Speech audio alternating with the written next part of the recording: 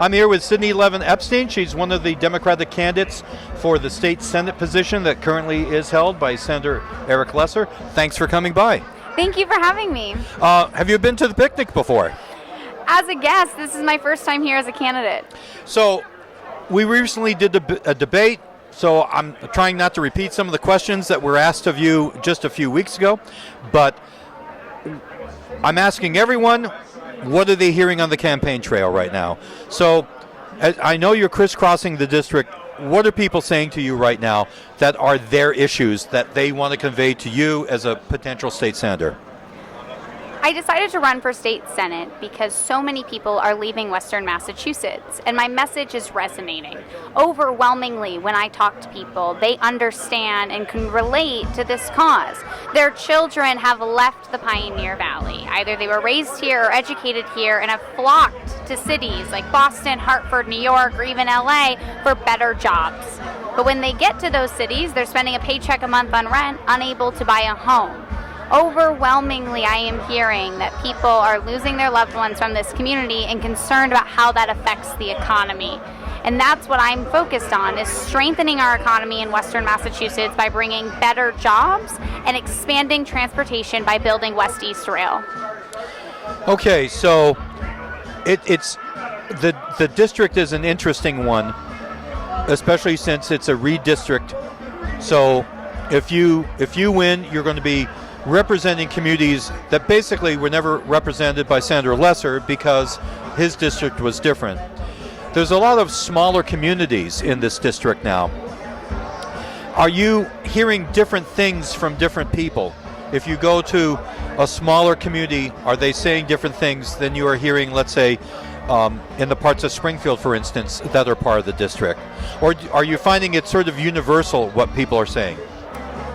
It's different because every person is different. We've all had different lived experiences that influence what our priorities are. My strength is leading with empathy, the ability to listen, gather information, and write legislation that helps amplify and resolve some of those problems. A great way to explain this is the work that I've done with firefighters. When I filed to run for office, I wanted to develop a deeper understanding of what was happening in our fire departments, because every community in this district has a fire department. So there's firefighters everywhere. And I spoke with them. Spoke with every union president, every fire chief, and members of all the 12 communities. And I asked them if I could read their health insurance plan. So when the Professional Firefighters of Massachusetts sent me their health insurance, I read it and discovered how much money a firefighter spends on a cancer screening. Frankly, it's unconscionable that we would ever ask a firefighter to pay out of pocket for a screening they would only need to have because of exposure to cancerous chemicals from the job they're doing. How dare we expect our brave men and women in our fire departments to come to our rescue, yet our legislators not do the bare minimum to alleviate the burden of health insurance costs? Well, certainly there's a lot of concern about that kind of situation across the Commonwealth. I think what's interesting is that you're choosing to concentrate on things that aren't necessarily top of mind awareness, such as taxes going up, things like that. So you're getting down more to the level of what individual professions are having to face to pursue those professions, in this case in public safety. In the Commonwealth. And it's disheartening to hear about how first responders, what they have to do in order to do their jobs, basically.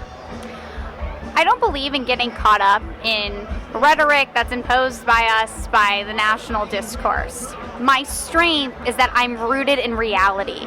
As a candidate for state senate, my legislative plan meets the needs of my community. I am actively not just a neighbor and friend here. This is where I'm from. I'm a proud product of the 413, and that means continuing to be rooted in reality but propelled by vision. Resolving systemic failures, like a firefighter paying out of pocket for a cancer screening, or fake pregnancy care centers operating just a few miles from where we're sitting now. My goal and objective as a state senator is to take bold action to solve systemic problems. Okay, so right now we're seeing an interesting development. In the state budget, we have this notation that's been passed that is going to help propel East-West Rail, which is very exciting. But at the same time now, the MBTA is a dumpster fire. While I'm sympathetic to people in that part of the state because they're using the MBTA to get to work, bring their kids to school, et cetera, et cetera. What that concerns me is that there's going to be a distraction from following this as parallel tracks, fixing the MBTA as we move forward with East-West Rail. If you're elected to the Senate, do you think that we can do this as parallel tracks, or are you fearful that the MBTA is just going to basically attract all the attention of legislators, mainly because of the number of people it serves? One thing I've learned is that it's quite easy for people in positions of power to be distracted by a dumpster fire in front of them. How I've navigated that is by building a campaign and platform that is impossible to ignore. Building West-East Rail is the hill I will die on. I have an unwavering and fierce voice because it affects the livelihood of the future of Western Massachusetts. Without West-East Rail, how will we connect our economy? How will we ensure that the next generation of people have the option to stay here? Expanding transportation is a part of an economic crisis, a housing crisis, and an environmental crisis. It's a resolution to those problems. So, yes, the MBTA is literally on fire, but so is my persistence. I will not stop. We need West-East Rail. We need a train connecting Springfield to Boston with a stop in Palmer, and my commitment and advocacy for that as a legislator will continue full throttle. Sydney, thank you very much for dropping by. I know you got more politicking to do here at the picnic. We appreciate it. Thank you for having me. My pleasure. Thank you.